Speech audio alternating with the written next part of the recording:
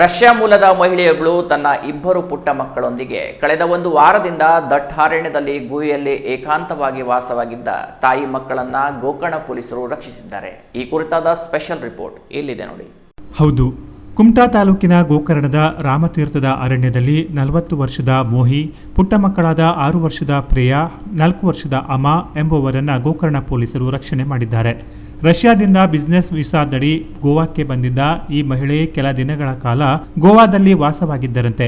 ಆಕೆಯ ವೀಸಾ ಮುಗಿದಿದೆ ಅಂತ ತಿಳಿದ ಅಲ್ಲಿನ ಪೊಲೀಸರು ಗೋವಾದಿಂದ ಕಳುಹಿಸಿದ್ದು, ಆದರೆ ಈಕೆ ವಾಪಸ್ ರಷ್ಯಾಕ್ಕೆ ಹೋಗದೆ ನೇಪಾಳ, ಉತ್ತರಾಖಂಡ ಸೇರಿದಂತೆ ಬೇರೆ ಕಡೆ ಧಾರ್ಮಿಕ ಕ್ಷೇತ್ರವನ್ನ ಸುತ್ತಾಡಿ ವಾಪಸ್ ಗೋಕರ್ಣಕ್ಕೆ ಬಂದಿದ್ದ ಮಹಿಳೆ ಇಲ್ಲಿನ ದಟ್ಟ ಅರಣ್ಯವಾದ ರಾಮತೀರ್ಥ ಬಳಿಯ ಗುಹೆಯಲ್ಲಿ ತನ್ನ ಮಕ್ಕಳೊಂದಿಗೆ ವಾಸವಾಗಿದ್ದಳು. ಈ ಮಹಿಳೆ ಇದೇ ಮೊದಲ ಬಾರಿಗೆ ಗೋಕರ್ಣಕ್ಕೆ ಬಂದವಳಲ್ಲ. ಹಿಂದೆ ಸಹ ಗೋಕರ್ಣಕ್ಕೆ ಬಂದು ಇದೇ ಗುಹೆಯಲ್ಲಿದ್ದು ಪೂಜೆ, ಧ್ಯಾನ ಮಾಡಿ ಹೋಗಿದ್ದಳು ಎನ್ನುವುದು ಈ ಘಟನೆಯ ನಂತರದಲ್ಲಿ ಬೆಳಕಿಗೆ ಬಂದಿದೆ.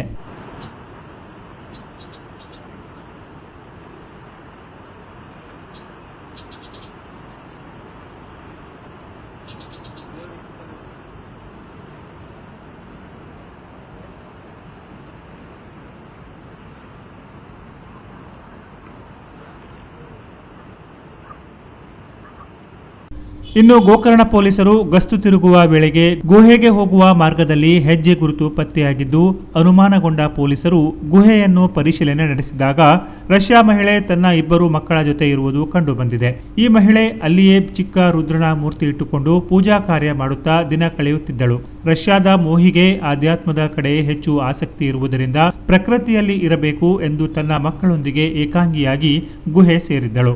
ಈಕೆ ತನ್ನ ಪುಟ್ಟ ಮಕ್ಕಳೊಂದಿಗೆ ಕತ್ತಲಲ್ಲೇ ಬದುಕು ಕಳೆಯುತ್ತಿದ್ದಳು. ಗುಹೆಯಿಂದ ಹೊರಬಂದ ಆಕೆಗೆ ಸ್ಥಳೀಯ NGO ಮೂಲಕ ಆಪ್ತ ಸಮಾಲೋಚನೆ ನಡೆಸಿ ಸದ್ಯ ಕಾರವಾರದ ಮಹಿಳಾ ಮತ್ತು ಮಕ್ಕಳ ಕಲ್ಯಾಣ ಇಲಾಖೆಯ ಮಹಿಳಾ ಸ್ವೀಕಾರ ಕೇಂದ್ರದಲ್ಲಿ ಇಡಲಾಗಿದೆ.